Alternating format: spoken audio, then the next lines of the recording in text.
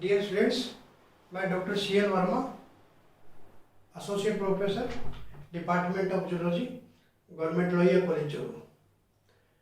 पिछले वीडियो के अंदर अपन ने डाइजेशन ऑफ हार्डमानिया पढ़ा था, हार्डमानिया के अंदर डाइजेशन, और उसमें भी बताया था कि ये अपन इसको दो पार्ट में पढ़ेंगे। पहला पार्ट था एलिमेंट्री कैनाल, जो शायद आपने पढ़ भी लिया होगा और समझ में आ गया होगा। जो उसका सेकेंड पार्ट है, वो जो आज मैं उसका वीडियो बनाने जा रहा हूँ, और सेकेंड पार्ट के अंदर पढ़ेंगे अपन डाइजेस्टिव ग्लैंड, इसका भोजन क्या है, फीडिंग कैसे करता है ये, और कैसे डाइजेशन होता है।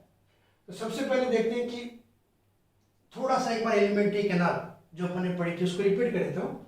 इसके एलिमेंट्री कैनाल में बाहर क्या है, ब्रेकियल अपर्चर, बकल कैविटी, उसके बाद में क्या आता है स्फिंक्टर, उसके बाद में क्या आता है बेंड आते हैं, टेंटेकुलोट्स आते हैं, प्रीफेरेंशियल जोन आ जाता है, और उसके बाद में ब्रेंकियल जोन आ जाता है।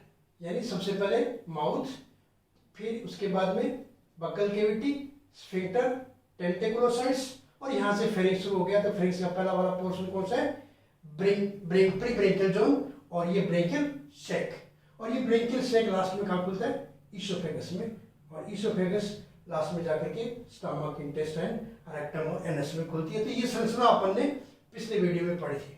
अब यहाँ पर देखते हैं ग्लैंड कौन कौन सी, डाइजेस्टिव ग्लैंड। एक तो लीवर है। अब नाम से स्पष्ट हो रहा है कि ये भोजन का संग्रह करता होगा, लेकिन ये भोजन के संग्रह के साथ साथ में ये डाइजेस्टिव ग्लैंड का काम करता है, यानी ये एंजाइम भी सिक्रीट करता है। तो यहाँ पर अपन देखें तो दो लोब होते हैं, लीवर के दो लोब होते हैं, बाइलोब्ड संरचना है ये लेफ्ट लोब है और ये राइट लोब है। लेफ्ट लोब थोड़ा बड़ा होता है और राइट लोब है वो थोड़ा छोटा होता है। पूरे लीवर के अंदर खूब सारी सेल्स होती है और खूब सारी डक्ट्स होती है, और वो सारी डक्ट्स मिलकर के लास्ट के अंदर आकर के एक डक्ट के रूप में कहाँ खुलते हैं, स्टमक के अंदर। तो ये इसकी डाइजेस्टिव ग्लैंड है। अब ये सिक्रीट क्या करता है, ये डाइजेस्टिव एंजाइम सिक्रीट करता है, जैसे कार्बोहाइड्रेट के पाचन के लिए अमाइलेज, प्रोटीन के लिए प्रोटीज, और फैट के लिए लाइपेज, यानी तीन प्रकार का ये एंजाइम सिक्रीट करता है। तो एक तो डाइजेस्टिव ग्लैंड ये होती है जो आकर के स्टमक में खुलती है। यहाँ पर दूसरी डाइजेस्टिव ग्लैंड है वो है पाइलोरिक ग्लैंड। पाइलोरिक ग्लैंड क्या होती है, जो ये इसोफेगस है और ये जो स्टमक है, इनकी वाल के अंदर कुछ ग्लैंडुलर सेल्स होती है, जिन्हें को अपन ने क्या कहा, पाइलोरिक ग्लैंड कहा है। कहाँ पर पाई जाती है, इसोफेगस की वाल में और स्टमक की वाल में, इसोफेगस की वाल में और स्टमक की वाल के अंदर ये ग्लैंड पाई जाती है, जिसका नाम क्या है, पाइलोरिक ग्लैंड। और ये ग्लैंड भी पैंक्रियाज और एक्सक्रीटरी ऑर्गन की तरह कार्य करती है। यहाँ एंजाइम सीक्रेट किए जाते हैं, लेकिन बहुत कम मात्रा में सीक्रेट किए जाते हैं, केवल एसेसरी के रूप में, सहायक के रूप में, पाचन में सहायक के रूप में पाए जाते हैं। तो यहाँ पर ये दो ग्लैंड पाई जाती है।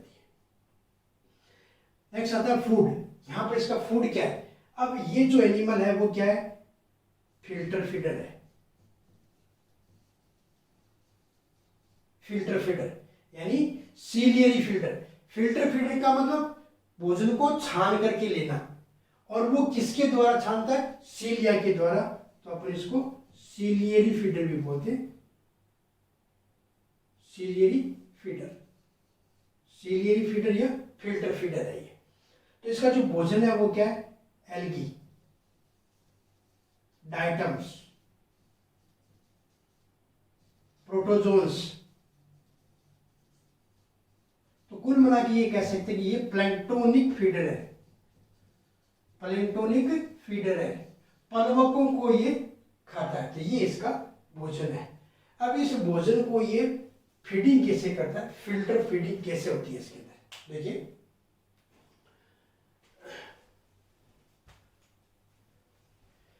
यहां पे देखिए,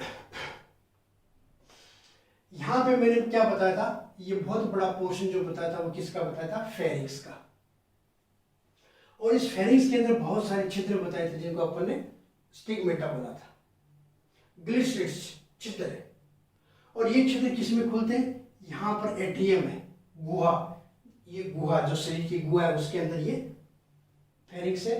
और ये जो गिल स्लिट्स है फेरिंक्स के अंदर खूब सारे, मैंने बताया एक साइड के अंदर 2 लाख के करीब छिद्र होते हैं।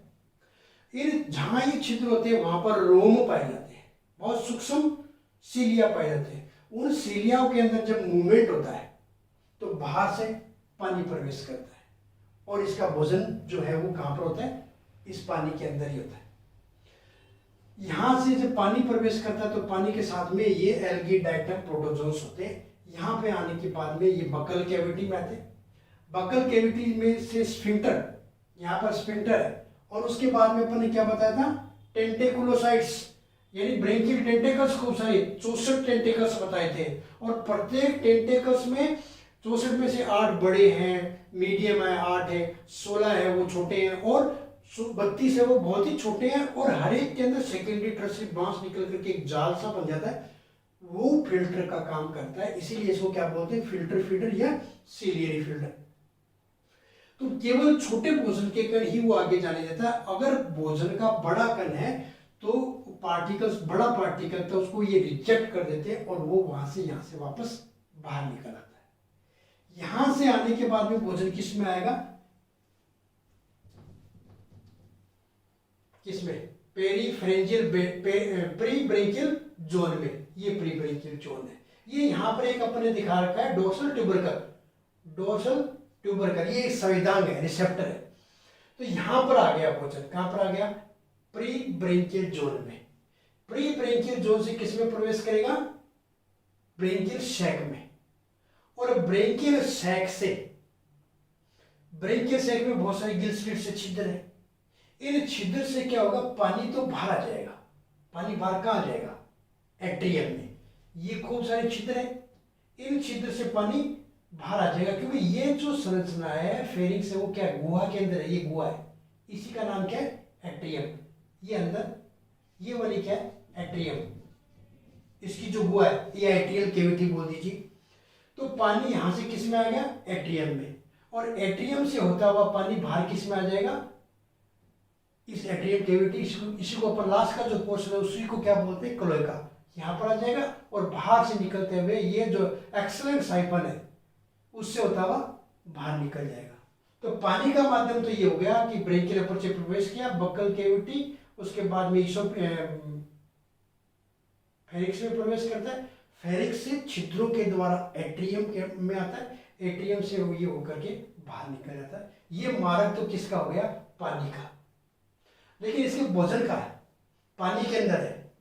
तो यहां पे क्या होगा कि जैसे ही पानी प्रवेश करेगा तो पानी का मार्ग तो अपने बता दिया, लेकिन जो भोजन के पार्टिकल्स हैं वो थोड़े हैवी होंगे, भारी होंगे, तो वो सारे के सारे पार्टिकल नीचे गिर जाएंगे। इस तरीके से ये नीचे गिर जाएंगे।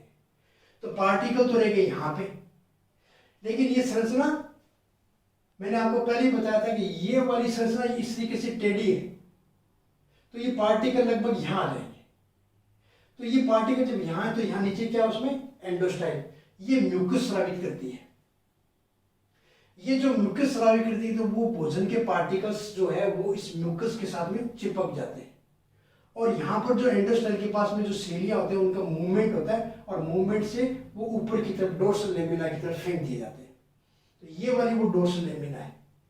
यहाँ जो पार्टिकल थे, यहाँ जो पार्टिकल थे वो फेंक करके कहाँ पर आ गए, डोर्सल लेमिना में। और डोर्सल लेमिना कहाँ पर है, यहाँ पे। डोर्सल लेमिना की अपन ने इसकी क्या पोजीशन बताई थी, ये पोजीशन। तो वो फूड पार्टिकल्स क्या हो जाएगा, डोर्सल लेमिना में आएगा, और डोर्सल लेमिना से सीधा किस में आ जाएगा, इसोफेगस में। और इसोफेगस में आने के बाद में फीडिंग कंप्लीट हुआ। इसोफेगस में आने के बाद में भोजन किस में आएगा, स्टमक के अंदर। और स्टमक में अपन ने क्या बताया कि यहाँ पर लीवर से 3 एंजाइम सीक्रेट किया जाता है। पहला एंजाइम कौन सा बताया, अमाइलेज। अमाइलेज क्या करेगा, कार्बोहाइड्रेट को माल्टोज में कन्वर्ट कर देगा, माल्टोज में। दूसरा होता है प्रोटीएज। प्रोटीएज क्या करेगा, प्रोटीन को एमिनो एसिड में कन्वर्ट कर देगा, प्रोटीन को। और तीसरा कौन सा बताया, लाइपेज। लाइपेज क्या करेगा, फैट को फैटी एसिड प्लस ग्लिसरॉल में कन्वर्ट कर देगा। इस प्रकार से यहां पर काफी मात्रा में डाइजेशन हो जाएगा। डाइजेशन होने के बाद में इसी पोर्शन में अपने कौन सी बताई थी, ग्लैंड, पाइलोरी ग्लैंड। तो पाइलोरी ग्लैंड इसकी वाल में है, तो उससे भी एंजाइम सीक्रेट करेगा और वो भी डाइजेशन में हेल्प करते हैं। पचा हुआ भोजन कहाँ पर आएगा? इंटेस्टाइन में। इंटेस्टाइन में ये यू शेप की होती है और यहाँ पर भोजन का अवशोषण कर लिया जाता है और भोजन का अवशोषण करने के बाद में जो अपचित भोजन है वो एनस के द्वारा यहाँ पे किसमें? एट्रियम में। और एट्रियम का जो लास्ट पोर्शन है उसी को अपन ने क्या बोला है? क्लोएका।